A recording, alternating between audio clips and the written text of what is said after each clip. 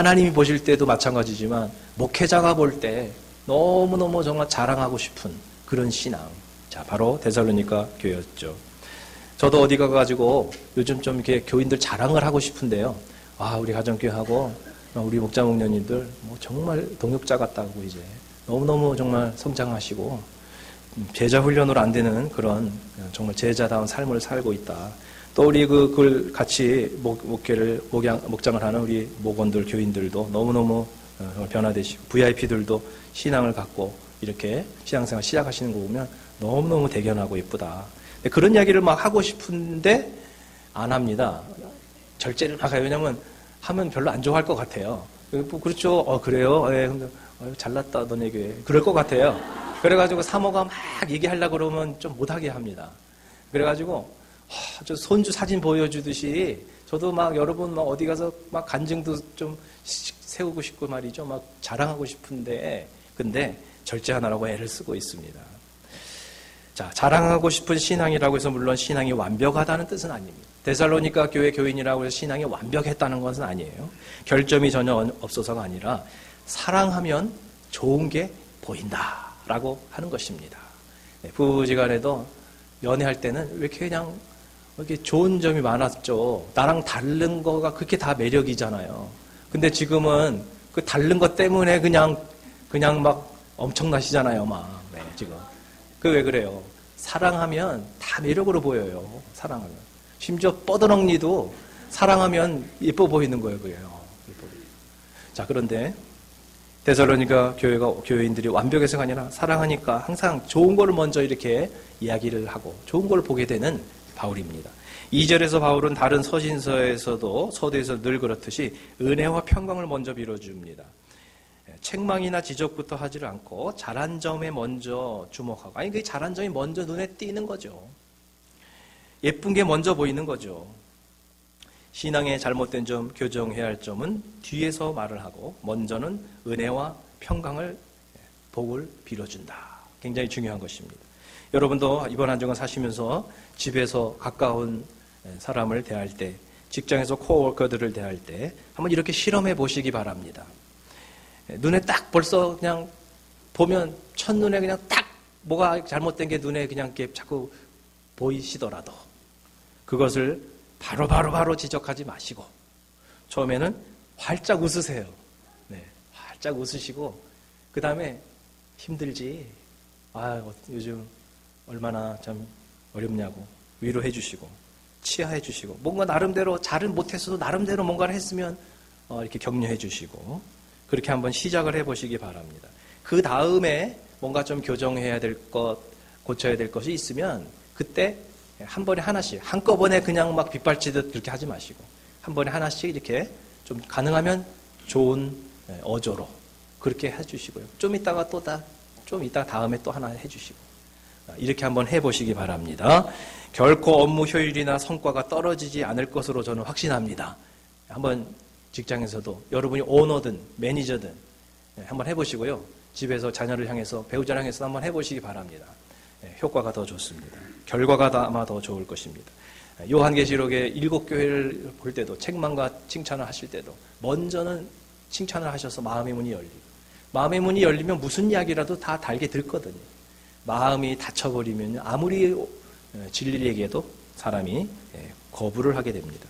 얼마나 지혜로운 성경적 원리입니까? 자, 그래서 바울이 그 데살로니가 교회가 완벽해서가 아니라 이렇게 좋은 눈으로 먼저 보고 칭찬하면서 시작을 했다. 복을 빌어주었다라고 하는 것을 이번 한 주간에도 한번 여러분의 삶의 현장에서 한번 실천해 보시기 바랍니다. 자, 그러면 바울은 데살로니가 교회 성도들의 구체적으로 어떤 점에 감사하고 있느냐? 자, 3절을 한번 보시면은 자, 뭘까요? 뭐에 감사하고 있어요? 3절에 보니까 믿음의 성장과 사랑의 풍성함입니다. 믿음의 성장과 사랑의 풍성함. 이게 제일 감사했어요.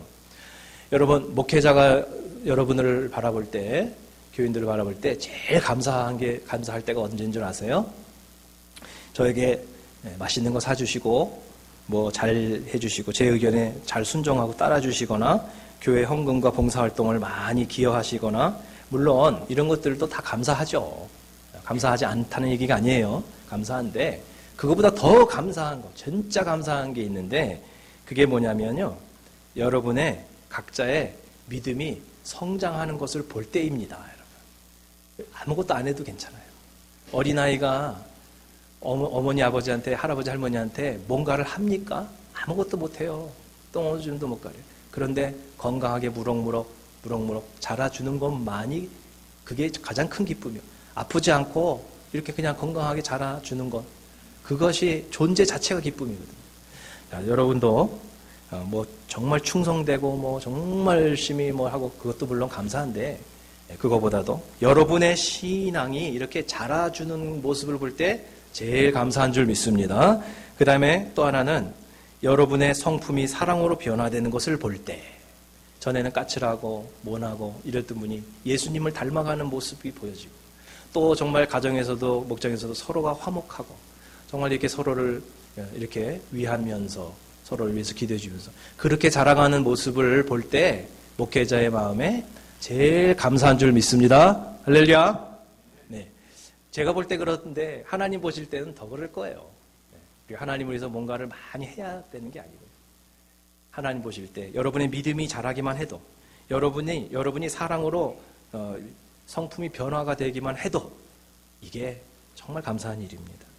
자, 그 다음 4절에서 바울은 데살로니가 교회 교인들의 믿음을 자랑스럽게 또한 여기고 있다고 그랬어요. 감사한 걸 더 넘어서 이제 자랑스럽기까지 하는데 특히 무엇이 자랑스러운가 보니까 우리 9절까지 이어지는 내용은 고난 중에 그걸 잘 견디는 인내의 모습입니다.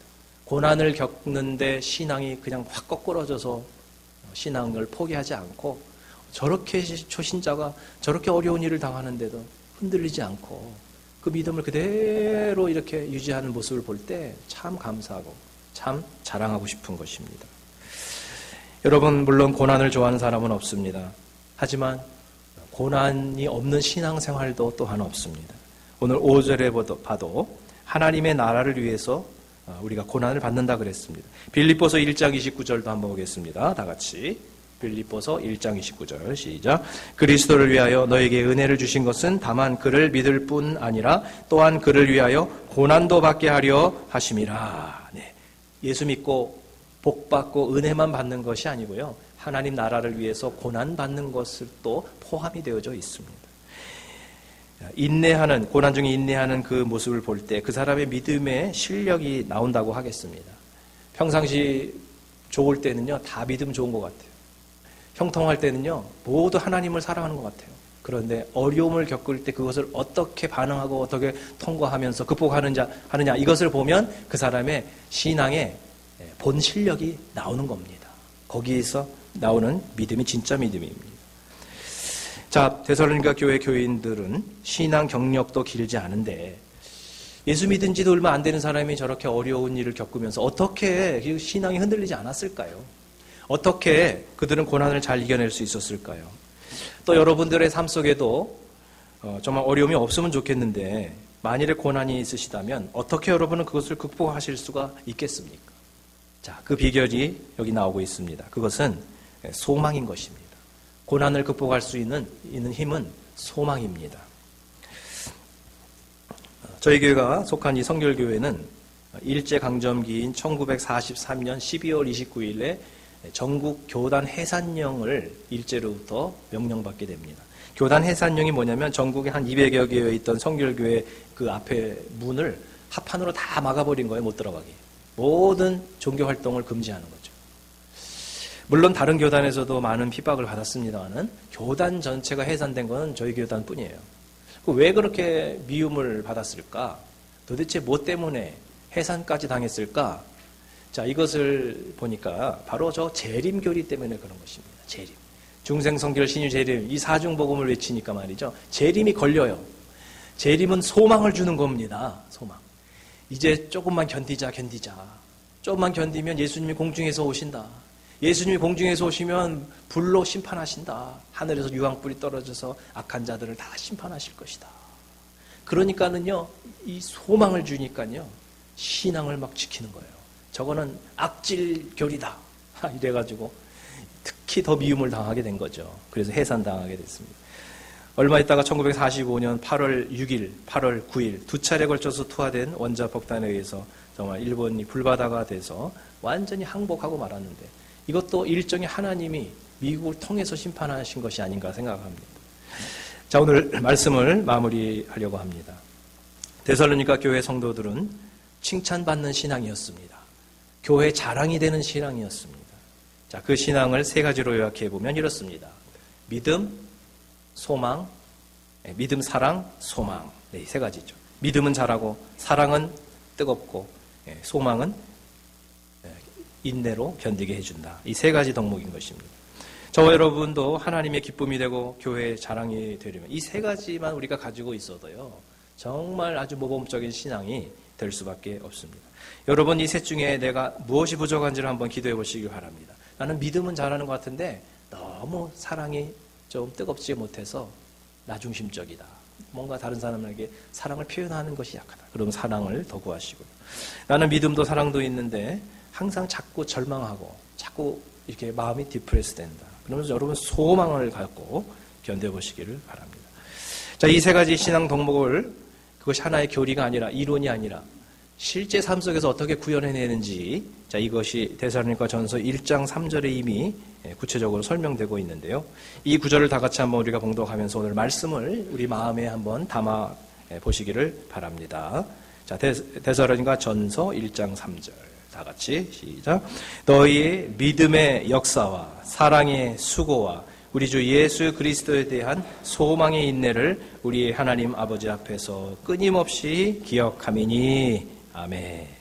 네, 이 시간 우리 한번 잠시 기도하실 때요, 이 세 가지를 하나님 앞에 한번 우리 같이 구하며 기도하겠습니다. 하나님, 믿음이 있노라 하면서 잘하지 않는 저의 신앙을 좀 불쌍히 여겨 주시옵소서. 입술로는 사랑 하면서도 실제로 희생도 없고 수고도 없는 그런 저희들을 주님 불쌍히 여겨 주시옵소서. 우리의 삶 속에서 정말 어떤 고난이 있어도 그 가운데서 정말 소망을 주셔서 잘 인내할 수 있게 주여 도와주시옵소서. 믿음, 사랑, 소망을 한번 이 시간 달라고 다 같이 한번 통성으로 기도하겠습니다.